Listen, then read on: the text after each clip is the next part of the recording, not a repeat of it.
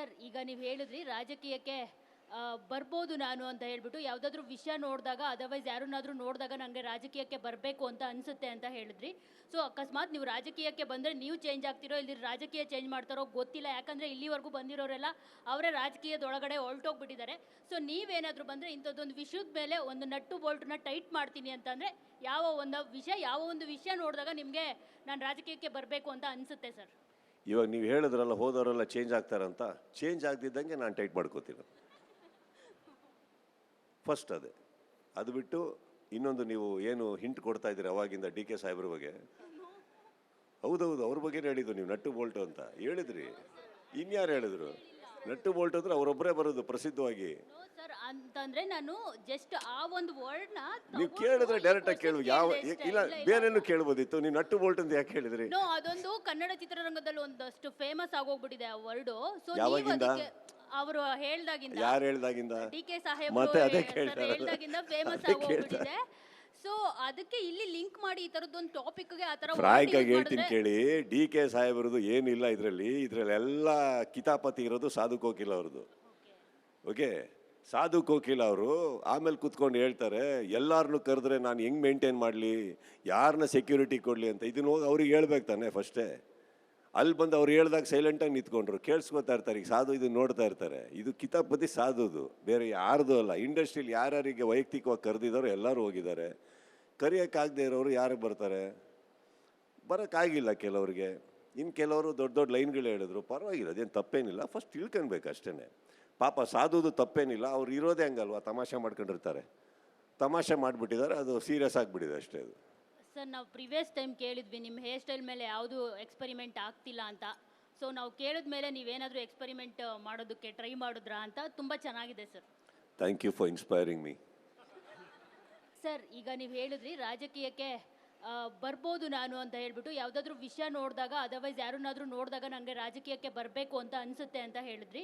So ಅಕಸ್ಮಾತ್ ನೀವು ರಾಜಕೀಯಕ್ಕೆ ಬಂದರೆ ನೀವು ಚೇಂಜ್ ಆಗ್ತಿರೋ ಇಲ್ಲಿ ರಾಜಕೀಯ ಚೇಂಜ್ ಮಾಡ್ತಾರೋ ಗೊತ್ತಿಲ್ಲ. ಯಾಕಂದರೆ ಇಲ್ಲಿವರೆಗೂ ಬಂದಿರೋರೆಲ್ಲ ಅವರೇ ರಾಜಕೀಯದೊಳಗಡೆ ಹೊರಟೋಗ್ಬಿಟ್ಟಿದ್ದಾರೆ.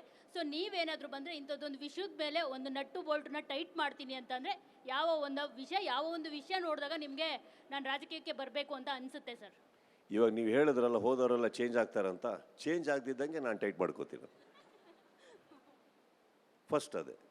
ಅದು ಬಿಟ್ಟು ಇನ್ನೊಂದು ನೀವು ಏನು ಹಿಂಟ್ ಕೊಡ್ತಾ ಇದ್ದೀರಿ ಅವಾಗಿಂದ ಡಿ ಕೆ ಸಾಹೇಬ್ರ ಬಗ್ಗೆ, ಹೌದೌದು ಅವ್ರ ಬಗ್ಗೆ ಹೇಳಿದ್ದು ನೀವು ನಟ್ಟು ಬೋಲ್ಟು ಅಂತ ಹೇಳಿದ್ರಿ. ಇನ್ಯಾರು ಹೇಳಿದ್ರು? ನಟ್ಟು ಬೋಲ್ಟು ಅಂದ್ರೆ ಅವರೊಬ್ಬರೇ ಬರೋದು ಪ್ರಸಿದ್ಧವಾಗಿ. ಸರ್ ಅಂತಂದ್ರೆ ನಾನು ಜಸ್ಟ್ ಆ ಒಂದು ವರ್ಡ್ನ ನೀವು ಕೇಳಿದ್ರೆ ಡೈರೆಕ್ಟ್ ಆಗಿ ಕೇಳು. ಯಾವ ಇಲ್ಲ ಬೇರೆನು ಕೇಳ್ಬೋದಿತ್ತು. ನೀವು ನಟ್ಟು ಬೋಲ್ಟ್ ಅಂತ ಯಾಕೆ ಹೇಳಿದ್ರಿ? ನೋ, ಅದೊಂದು ಕನ್ನಡ ಚಿತ್ರರಂಗದಲ್ಲಿ ಒಂದಷ್ಟು ಫೇಮಸ್ ಆಗೋಗ್ಬಿಟ್ಟಿದೆ ಆ ವರ್ಡ್. ಸೊ ಯಾವಾಗಿಂದ? ಅವರು ಹೇಳ್ದಾಗಿಂದ, ಯಾರು ಹೇಳ್ದಾಗಿಂದ? ಡಿ ಕೆ ಸಾಹೇಬ್ ಮತ್ತೆ ಅದೇ ಕೇಳ್ತಾ ಹೇಳ್ದಾಗಿಂದ ಫೇಮಸ್ ಆಗೋಗ್ಬಿಟ್ಟಿದೆ. ಸೊ ಅದಕ್ಕೆ ಇಲ್ಲಿ ಲಿಂಕ್ ಮಾಡಿ ಈ ತರದೊಂದು ಟಾಪಿಕ್ಗೆ ಆ ತರ ಫ್ರಾಂಕ್ ಆಗಿ ಹೇಳ್ತೀನಿ ಕೇಳಿ. ಡಿ ಕೆ ಸಾಹೇಬ್ರದ್ದು ಏನಿಲ್ಲ ಇದ್ರಲ್ಲೆಲ್ಲ ಕಿತಾಪತಿ ಇರೋದು ಸಾಧು ಕೋಕಿಲ ಅವ್ರದ್ದು. ಓಕೆ, ಸಾಧು ಕೋಕಿಲ ಅವರು ಆಮೇಲೆ ಕೂತ್ಕೊಂಡು ಹೇಳ್ತಾರೆ ಎಲ್ಲಾರನ್ನು ಕರೆದ್ರೆ ನಾನು ಹೆಂಗೆ ಮೇಂಟೈನ್ ಮಾಡಲಿ, ಯಾರನ್ನ ಸೆಕ್ಯೂರಿಟಿ ಕೊಡಲಿ ಅಂತ. ಇದನ್ನ ಹೋಗಿ ಅವ್ರಿಗೆ ಹೇಳ್ಬೇಕು ತಾನೆ ಫಸ್ಟೇ. ಅಲ್ಲಿ ಬಂದು ಅವ್ರು ಹೇಳ್ದಾಗ ಸೈಲೆಂಟಾಗಿ ನಿಂತ್ಕೊಂಡ್ರು, ಕೇಳಿಸ್ಕೊತಾ ಇರ್ತಾರೆ. ಈಗ ಸಾಧು ಇದನ್ನ ನೋಡ್ತಾ ಇರ್ತಾರೆ. ಇದು ಕಿತಾಪತಿ ಸಾಧುದು, ಬೇರೆ ಯಾರ್ದು ಅಲ್ಲ. ಇಂಡಸ್ಟ್ರಿಯಲ್ಲಿ ಯಾರ್ಯಾರಿಗೆ ವೈಯಕ್ತಿಕವಾಗಿ ಕರೆದಿದ್ದಾರೋ ಎಲ್ಲರೂ ಹೋಗಿದ್ದಾರೆ. ಕರೆಯೋಕ್ಕಾಗದೇ ಇರೋರು ಯಾರು ಬರ್ತಾರೆ? ಬರೋಕ್ಕಾಗಿಲ್ಲ ಕೆಲವ್ರಿಗೆ.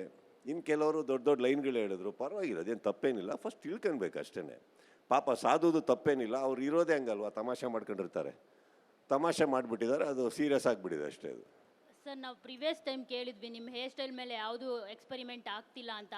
ಸೊ ನಾವು ಕೇಳಿದ ಮೇಲೆ ನೀವೇನಾದರೂ ಎಕ್ಸ್ಪೆರಿಮೆಂಟ್ ಮಾಡೋದಕ್ಕೆ ಟ್ರೈ ಮಾಡಿದ್ರಾ ಅಂತ. ತುಂಬ ಚೆನ್ನಾಗಿದೆ sir. Thank you for inspiring me. Sir, ಈಗ ನೀವು ಹೇಳಿದ್ರಿ ರಾಜಕೀಯಕ್ಕೆ ಬರ್ಬೋದು ನಾನು ಅಂತ ಹೇಳ್ಬಿಟ್ಟು ಯಾವುದಾದ್ರೂ ವಿಷಯ ನೋಡಿದಾಗ ಅದರ್ವೈಸ್ ಯಾರನ್ನಾದ್ರೂ ನೋಡಿದಾಗ ನನಗೆ ರಾಜಕೀಯಕ್ಕೆ ಬರಬೇಕು ಅಂತ ಅನಿಸುತ್ತೆ ಅಂತ ಹೇಳಿದ್ರಿ. ಸೊ ಅಕಸ್ಮಾತ್ ನೀವು ರಾಜಕೀಯಕ್ಕೆ ಬಂದರೆ ನೀವು ಚೇಂಜ್ ಆಗ್ತಿರೋ ಇಲ್ಲಿ ರಾಜಕೀಯ ಚೇಂಜ್ ಮಾಡ್ತಾರೋ ಗೊತ್ತಿಲ್ಲ. ಯಾಕಂದರೆ ಇಲ್ಲಿವರೆಗೂ ಬಂದಿರೋರೆಲ್ಲ ಅವರೇ ರಾಜಕೀಯದೊಳಗಡೆ ಹೊರಟೋಗ್ಬಿಟ್ಟಿದ್ದಾರೆ. ಸೊ ನೀವೇನಾದರೂ ಬಂದರೆ ಇಂಥದ್ದೊಂದು ವಿಷಯದ ಮೇಲೆ ಒಂದು ನಟ್ಟು ಬೋಲ್ಟನ್ನ ಟೈಟ್ ಮಾಡ್ತೀನಿ ಅಂತಂದರೆ ಯಾವ ಒಂದು ವಿಷಯ ನೋಡಿದಾಗ ನಿಮಗೆ ನಾನು ರಾಜಕೀಯಕ್ಕೆ ಬರಬೇಕು ಅಂತ ಅನಿಸುತ್ತೆ ಸರ್? ಇವಾಗ ನೀವು ಹೇಳಿದ್ರಲ್ಲ ಹೋದವರೆಲ್ಲ ಚೇಂಜ್ ಆಗ್ತಾರಂತ, ಚೇಂಜ್ ಆಗದಿದ್ದಂಗೆ ನಾನು ಟೈಟ್ ಮಾಡ್ಕೋತೀನಿ. ಫಸ್ಟ್ ಅದೇ. ಅದು ಬಿಟ್ಟು ಇನ್ನೊಂದು ನೀವು ಏನು ಹಿಂಟ್ ಕೊಡ್ತಾ ಇದ್ದೀರಿ ಅವಾಗಿಂದ ಡಿ ಕೆ ಸಾಹೇಬ್ರ ಬಗ್ಗೆ, ಹೌದೌದು ಅವ್ರ ಬಗ್ಗೆ ಹೇಳಿದ್ದು ನೀವು ನಟ್ಟು ಬೋಲ್ಟು ಅಂತ ಹೇಳಿದ್ರಿ. ಇನ್ಯಾರು ಹೇಳಿದ್ರು? ನಟ್ಟು ಬೋಲ್ಟು ಅಂದ್ರೆ ಅವರೊಬ್ಬರೇ ಬರೋದು ಪ್ರಸಿದ್ಧವಾಗಿ. ಸರ್ ಅಂತಂದ್ರೆ ನಾನು ಜಸ್ಟ್ ಆ ಒಂದು ವರ್ಡ್ನ ನೀವು ಕೇಳಿದ್ರೆ ಡೈರೆಕ್ಟ್ ಆಗಿ ಕೇಳು. ಇಲ್ಲ ಬೇರೆನೂ ಕೇಳ್ಬೋದಿತ್ತು. ನೀವು ನಟ್ಟು ಬೋಲ್ಟ್ ಅಂತ ಯಾಕೆ ಹೇಳಿದ್ರಿ? ನೋ, ಅದೊಂದು ಕನ್ನಡ ಚಿತ್ರರಂಗದಲ್ಲಿ ಒಂದಷ್ಟು ಫೇಮಸ್ ಆಗೋಗ್ಬಿಟ್ಟಿದೆ ಆ ವರ್ಡು. ಸೊ ಯಾವಾಗಿಂದ? ಅವರು ಹೇಳ್ದಾಗಿಂದ, ಯಾರು ಹೇಳ್ದಾಗಿಂದ? ಡಿ ಕೆ ಸಾಹೇಬ್ ಮತ್ತೆ ಅದೇ ಕೇಳ್ತಾರೆ. ಹೇಳ್ದಾಗಿಂದ ಫೇಮಸ್ ಅದೇ ಆಗೋಗ್ಬಿಟ್ಟಿದೆ. ಸೊ ಅದಕ್ಕೆ ಇಲ್ಲಿ ಲಿಂಕ್ ಮಾಡಿ ಈ ತರದೊಂದು ಟಾಪಿಕ್ಗೆ ಆ ತರ ಫ್ರಾಂಕ್ ಆಗಿ ಹೇಳ್ತೀನಿ ಕೇಳಿ. ಡಿ ಕೆ ಸಾಹೇಬ್ರದ್ದು ಏನಿಲ್ಲ ಇದ್ರಲ್ಲೆಲ್ಲ ಕಿತಾಪತಿ ಇರೋದು ಸಾಧು ಕೋಕಿಲ ಅವ್ರದ್ದು. ಓಕೆ, ಸಾಧು ಕೋಕಿಲ ಅವರು ಆಮೇಲೆ ಕೂತ್ಕೊಂಡು ಹೇಳ್ತಾರೆ ಎಲ್ಲಾರನ್ನೂ ಕರೆದ್ರೆ ನಾನು ಹೆಂಗ್ ಮೇಂಟೈನ್ ಮಾಡಲಿ, ಯಾರನ್ನ ಸೆಕ್ಯೂರಿಟಿ ಕೊಡಲಿ ಅಂತ. ಇದನ್ನ ಹೋಗಿ ಅವ್ರಿಗೆ ಹೇಳ್ಬೇಕು ತಾನೆ ಫಸ್ಟೇ. ಅಲ್ಲಿ ಬಂದು ಅವ್ರು ಹೇಳ್ದಾಗ ಸೈಲೆಂಟಾಗಿ ನಿಂತ್ಕೊಂಡ್ರು, ಕೇಳಿಸ್ಕೊತಾ ಇರ್ತಾರೆ. ಈಗ ಸಾಧು ಇದನ್ನ ನೋಡ್ತಾ ಇರ್ತಾರೆ. ಇದು ಕಿತಾಪತಿ ಸಾಧುದು, ಬೇರೆ ಯಾರ್ದು ಅಲ್ಲ. ಇಂಡಸ್ಟ್ರಿಯಲ್ಲಿ ಯಾರ್ಯಾರಿಗೆ ವೈಯಕ್ತಿಕವಾಗಿ ಕರೆದಿದ್ದಾರೋ ಎಲ್ಲರೂ ಹೋಗಿದ್ದಾರೆ. ಕರೆಯೋಕ್ಕಾಗದೇ ಇರೋರು ಯಾರಿಗೆ ಬರ್ತಾರೆ? ಬರೋಕ್ಕಾಗಿಲ್ಲ ಕೆಲವ್ರಿಗೆ. ಇನ್ನು ಕೆಲವರು ದೊಡ್ಡ ದೊಡ್ಡ ಲೈನ್ಗಳು ಹೇಳಿದ್ರು, ಪರವಾಗಿಲ್ಲ, ಅದೇನು ತಪ್ಪೇನಿಲ್ಲ. ಫಸ್ಟ್ ತಿಳ್ಕೊಬೇಕು ಅಷ್ಟೇ. ಪಾಪ ಸಾಧುದು ತಪ್ಪೇನಿಲ್ಲ. ಅವ್ರು ಇರೋದೇ ಹಂಗಲ್ವಾ, ತಮಾಷೆ ಮಾಡ್ಕೊಂಡಿರ್ತಾರೆ. ತಮಾಷೆ ಮಾಡಿಬಿಟ್ಟಿದ್ದಾರೆ, ಅದು ಸೀರಿಯಸ್ ಆಗಿಬಿಟ್ಟಿದೆ ಅಷ್ಟೇ. ಅದು ಸರ್, ನಾವು ಪ್ರಿವಿಯಸ್ ಟೈಮ್ ಕೇಳಿದ್ವಿ ನಿಮ್ಮ ಹೇರ್ ಸ್ಟೈಲ್ ಮೇಲೆ ಯಾವುದು ಎಕ್ಸ್ಪೆರಿಮೆಂಟ್ ಆಗ್ತಿಲ್ಲ ಅಂತ. ಸೊ ನಾವು ಕೇಳಿದ ಮೇಲೆ ನೀವೇನಾದರೂ ಎಕ್ಸ್ಪೆರಿಮೆಂಟ್ ಮಾಡೋದಕ್ಕೆ ಟ್ರೈ ಮಾಡಿದ್ರಾ ಅಂತ. ತುಂಬ ಚೆನ್ನಾಗಿದೆ sir. Thank you for inspiring me. Sir, ಈಗ ನೀವು ಹೇಳಿದ್ರಿ ರಾಜಕೀಯಕ್ಕೆ ಬರ್ಬೋದು ನಾನು ಅಂತ ಹೇಳ್ಬಿಟ್ಟು, ಯಾವುದಾದ್ರೂ ವಿಷಯ ನೋಡಿದಾಗ, ಅದರ್ವೈಸ್ ಯಾರನ್ನಾದ್ರೂ ನೋಡಿದಾಗ ನನಗೆ ರಾಜಕೀಯಕ್ಕೆ ಬರಬೇಕು ಅಂತ ಅನಿಸುತ್ತೆ ಅಂತ ಹೇಳಿದ್ರಿ. ಸೊ ಅಕಸ್ಮಾತ್ ನೀವು ರಾಜಕೀಯಕ್ಕೆ ಬಂದರೆ ನೀವು ಚೇಂಜ್ ಆಗ್ತಿರೋ, ಇಲ್ಲಿ ರಾಜಕೀಯ ಚೇಂಜ್ ಮಾಡ್ತಾರೋ ಗೊತ್ತಿಲ್ಲ. ಯಾಕಂದರೆ ಇಲ್ಲಿವರೆಗೂ ಬಂದಿರೋರೆಲ್ಲ ಅವರೇ ರಾಜಕೀಯದೊಳಗಡೆ ಹೊರಟೋಗ್ಬಿಟ್ಟಿದ್ದಾರೆ. ಸೊ ನೀವೇನಾದರೂ ಬಂದರೆ ಇಂಥದ್ದೊಂದು ವಿಷಯದ ಮೇಲೆ ಒಂದು ನಟ್ಟು ಬೋಲ್ಟನ್ನ ಟೈಟ್ ಮಾಡ್ತೀನಿ ಅಂತಂದರೆ ಯಾವ ಒಂದು ವಿಷಯ ನೋಡಿದಾಗ ನಿಮಗೆ ನಾನು ರಾಜಕೀಯಕ್ಕೆ ಬರಬೇಕು ಅಂತ ಅನಿಸುತ್ತೆ ಸರ್? ಇವಾಗ ನೀವು ಹೇಳಿದ್ರಲ್ಲ ಹೋದವರೆಲ್ಲ ಚೇಂಜ್ ಆಗ್ತಾರಂತ. ಚೇಂಜ್ ಆಗದಿದ್ದಂಗೆ ನಾನು ಟೈಟ್ ಮಾಡ್ಕೋತೀನಿ ಫಸ್ಟ್. ಅದು ಬಿಟ್ಟು ಇನ್ನೊಂದು, ನೀವು ಏನು ಹಿಂಟ್ ಕೊಡ್ತಾ ಇದ್ದೀರಿ ಅವಾಗಿಂದ ಡಿ ಕೆ ಸಾಹೇಬ್ರ ಬಗ್ಗೆ. ಹೌದೌದು, ಅವ್ರ ಬಗ್ಗೆನೇ ಹೇಳಿದ್ದು ನೀವು, ನಟ್ಟು ಬೋಲ್ಟು ಅಂತ ಹೇಳಿದ್ರಿ. ಇನ್ಯಾರು ಹೇಳಿದ್ರು? ನಟ್ಟು ಬೋಲ್ಟ್ ಅಂದ್ರೆ ಅವರೊಬ್ಬರೇ ಬರೋದು ಪ್ರಸಿದ್ಧವಾಗಿ. ಸರ್, ಅಂತಂದ್ರೆ ನಾನು ಜಸ್ಟ್ ಆ ಒಂದು ವರ್ಡ್ನ ನೀವು ಕೇಳಿದ್ರೆ ಡೈರೆಕ್ಟ್ ಆಗಿ ಕೇಳು. ಇಲ್ಲ ಬೇರೆನೂ ಕೇಳ್ಬೋದಿತ್ತು. ನೀವು ನಟ್ಟು ಬೋಲ್ಟ್ ಅಂತ ಯಾಕೆ ಹೇಳಿದ್ರಿ? ನೋ, ಅದೊಂದು ಕನ್ನಡ ಚಿತ್ರರಂಗದಲ್ಲಿ ಒಂದಷ್ಟು ಫೇಮಸ್ ಆಗೋಗ್ಬಿಟ್ಟಿದೆ ಆ ವರ್ಡು. ಸೊ ಯಾವಾಗಿಂದ?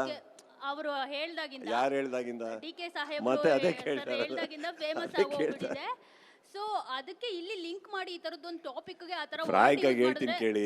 ಡಿ ಕೆ ಸಾಹೇಬ್ರದ್ದು ಏನಿಲ್ಲ ಇದ್ರಲ್ಲೆಲ್ಲ ಕಿತಾಪತಿ ಇರೋದು ಸಾಧು ಕೋಕಿಲ ಅವ್ರದ್ದು.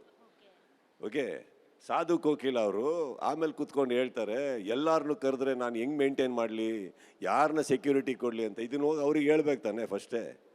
ಅಲ್ಲಿ ಬಂದು ಅವ್ರು ಹೇಳ್ದಾಗ ಸೈಲೆಂಟಾಗಿ ನಿಂತ್ಕೊಂಡ್ರು, ಕೇಳಿಸ್ಕೊತಾ ಇರ್ತಾರೆ. ಈಗ ಸಾಧು ಇದನ್ನ ನೋಡ್ತಾ ಇರ್ತಾರೆ. ಇದು ಕಿತಾಪತಿ ಸಾಧುದು, ಬೇರೆ ಯಾರ್ದು ಅಲ್ಲ. ಇಂಡಸ್ಟ್ರಿಯಲ್ಲಿ ಯಾರ್ಯಾರಿಗೆ ವೈಯಕ್ತಿಕವಾಗಿ ಕರೆದಿದ್ದಾರೋ ಎಲ್ಲರೂ ಹೋಗಿದ್ದಾರೆ. ಕರೆಯೋಕ್ಕಾಗದೇ ಇರೋರು ಯಾರಿಗೆ ಬರ್ತಾರೆ? ಬರೋಕ್ಕಾಗಿಲ್ಲ ಕೆಲವ್ರಿಗೆ. ಇನ್ನು ಕೆಲವರು ದೊಡ್ಡ ದೊಡ್ಡ ಲೈನ್ಗಳು ಹೇಳಿದ್ರು, ಪರವಾಗಿಲ್ಲ, ಅದೇನು ತಪ್ಪೇನಿಲ್ಲ. ಫಸ್ಟ್ ತಿಳ್ಕೊಬೇಕು ಅಷ್ಟೇ. ಪಾಪ ಸಾಧುದು ತಪ್ಪೇನಿಲ್ಲ. ಅವ್ರು ಇರೋದೇ ಹಂಗಲ್ವಾ, ತಮಾಷೆ ಮಾಡ್ಕೊಂಡಿರ್ತಾರೆ. ತಮಾಷೆ ಮಾಡಿಬಿಟ್ಟಿದ್ದಾರೆ, ಅದು ಸೀರಿಯಸ್ ಆಗಿಬಿಟ್ಟಿದೆ ಅಷ್ಟೇ. ಅದು ಸರ್, ನಾವು ಪ್ರಿವಿಯಸ್ ಟೈಮ್ ಕೇಳಿದ್ವಿ ನಿಮ್ಮ ಹೇರ್ ಸ್ಟೈಲ್ ಮೇಲೆ ಯಾವುದು ಎಕ್ಸ್ಪೆರಿಮೆಂಟ್ ಆಗ್ತಿಲ್ಲ ಅಂತ. ಸೊ ನಾವು ಕೇಳಿದ ಮೇಲೆ ನೀವೇನಾದರೂ ಎಕ್ಸ್ಪೆರಿಮೆಂಟ್ ಮಾಡೋದಕ್ಕೆ ಟ್ರೈ ಮಾಡಿದ್ರಾ ಅಂತ. ತುಂಬ ಚೆನ್ನಾಗಿದೆ sir. Thank you for inspiring me.